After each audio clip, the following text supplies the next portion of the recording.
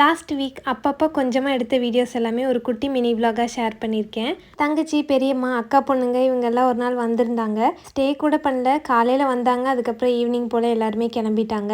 ஜித்துக்குட்டிக்கு school leave விட்டு ஒரு வாரத்துக்கு மேலேயே ஆயிடுச்சு. ஆனால் நாங்கள் இன்னும் சம்மர் வெக்கேஷனுக்கு எங்கேயுமே பிளான் பண்ணலை. சம்மர் வெக்கேஷனுக்கு பிளான் பண்ணுறோமோ இல்லையோ, ஃபஸ்ட்டு அம்மா வீட்டுக்கு போய் ஒரு 10 நாள் இருந்துட்டு வரலான்னு சொல்லிட்டு நான் பிளான் பண்ணி வச்சுருக்கேன்.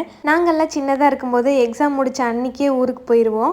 எக்ஸாம்னாலே ஸ்கூல் வந்து மோஸ்ட்டாக ஹாஃப் டே தான் இருக்கும். 2 நாளைக்கு முன்னாடியே பேக் எல்லாம் பேக் பண்ணி வச்சிருவோம். தாத்தாக்கும் ஃபோன் பண்ணி வந்து கூட்டிகிட்டு போக சொல்லிடுவோம். அவரும் வந்து கூட்டிகிட்டு போயிடுவார். பெரியம்மா பொண்ணு அக்கா 2 பேர் அவங்களும் வந்துடுவாங்க. தாத்தா வீட்டுக்கு பின்னாடி அப்போல்லாம் வந்து தோட்டம் மாதிரி வச்சுருப்பாங்க.